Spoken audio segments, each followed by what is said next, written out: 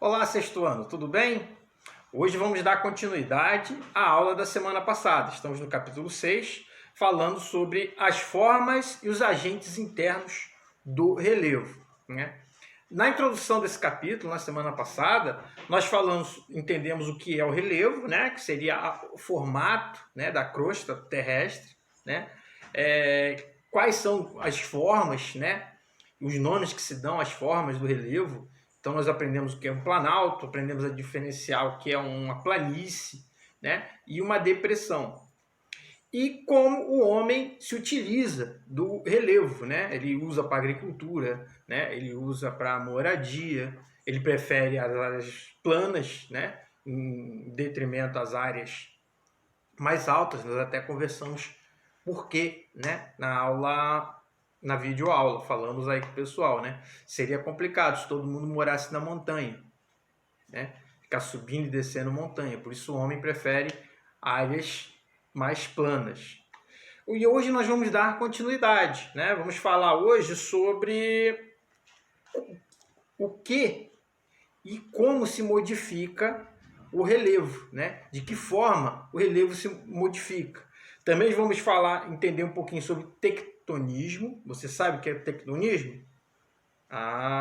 Vamos aprender hoje. E vulcanismo. Vulcanismo todo mundo já deve... Vulcão, exatamente. Estamos falando de vulcão. São dois agentes internos, ou também chamados endógenos, de modificação do relevo. Então vamos lá. Pegue seu livro, abra na página 149, cenário 3. Agentes internos do relevo. Debaixo do subtítulo, os fatores que modificam o relevo. Então, nós já vimos que o núcleo da Terra é líquido, né?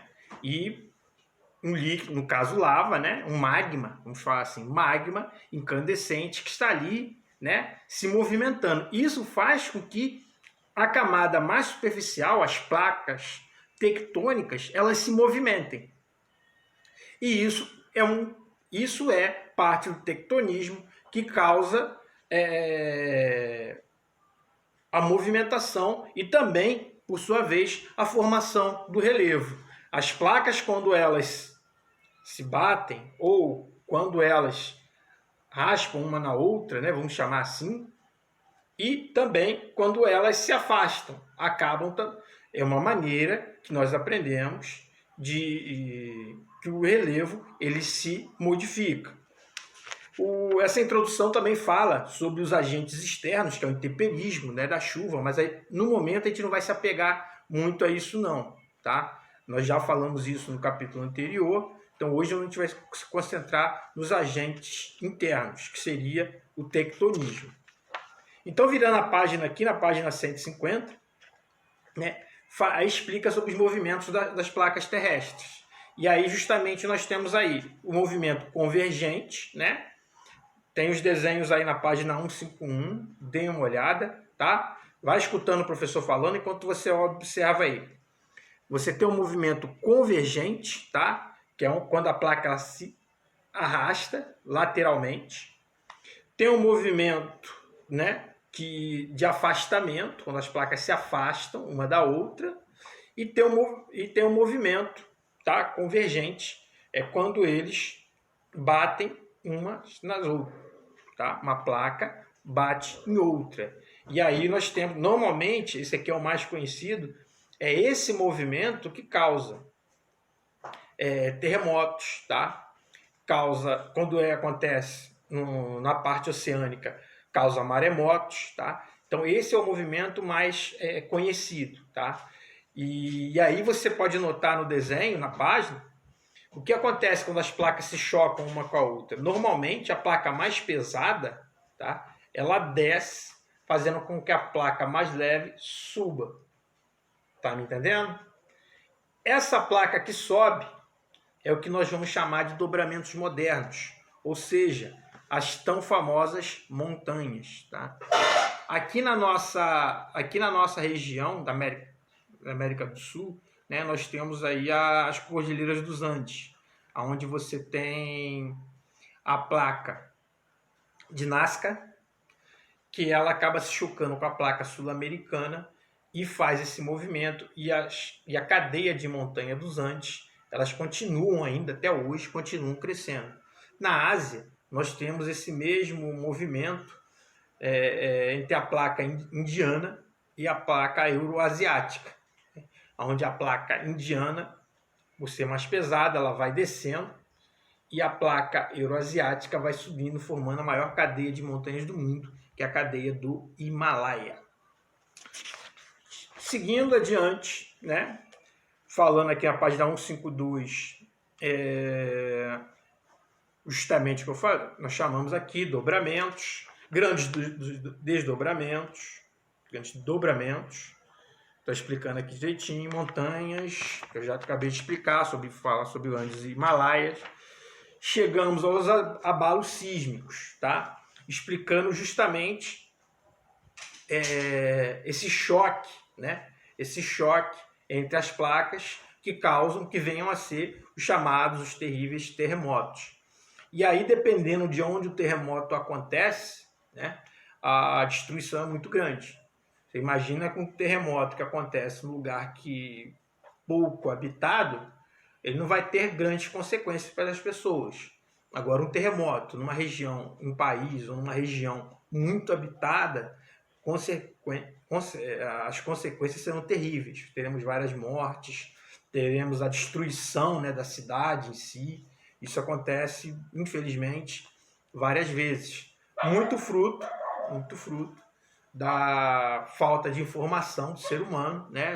Isso já antigo, né? Dos povos antigos, sobre aonde eles construíram as suas cidades, né? Em alguns lugares isso é inevitável, mas em outros as pessoas continuam morando em lugares que não deveriam, e aí você tem o acontecimento desses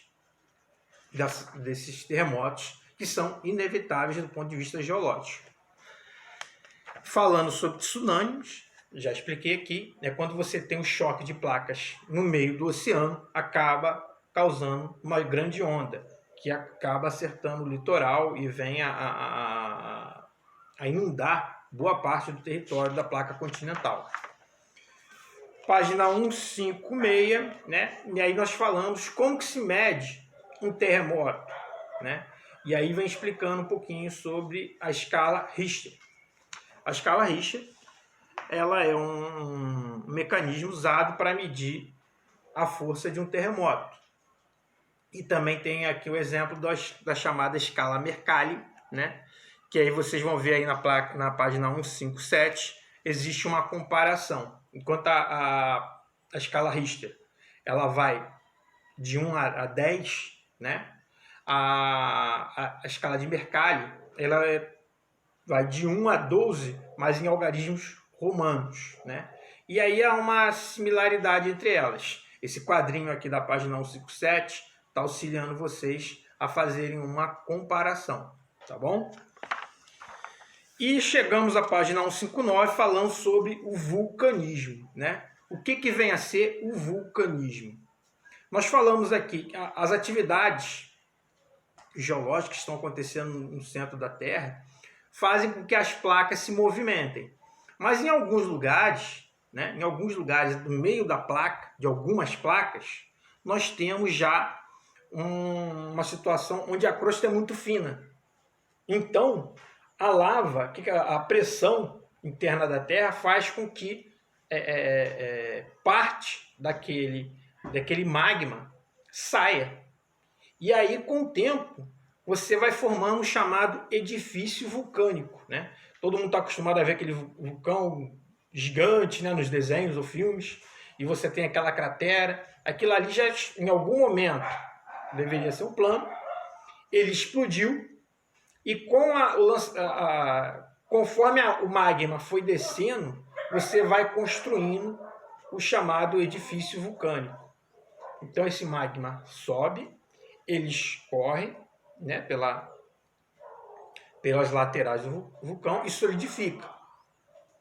E esse movimento contínuo, ao longo de bilhões de anos, vai cada vez mais aumentando o tamanho do edifício vulcânico.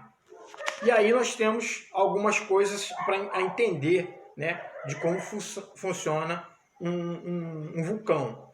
Então você tem o chamado cone, né, que é por onde é expelido a lava, a fumaça, né, que é uma fumaça tóxica, que depois, em determinado momento, ela acaba voltando, né, para a Terra, chamada chuva ácida, né, quando ela encontra alguma frente fria, e a chuva que vem misturada a essa nuvem vulcânica provoca essa chuva ácida, que ela acaba sendo muito danosa, né, aos terrenos onde ela cai.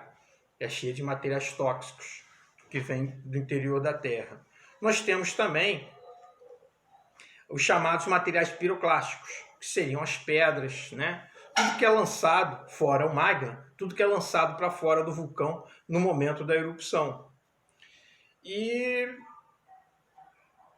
e o próprio magma, né? E o próprio magma, que ao sair do cone vulcânico, né, ele transforma o relevo, ele acaba destruindo ali, às vezes, florestas que tem no pé da montanha, ele acaba, se tiver uma cidade muito próxima, acaba destruindo também.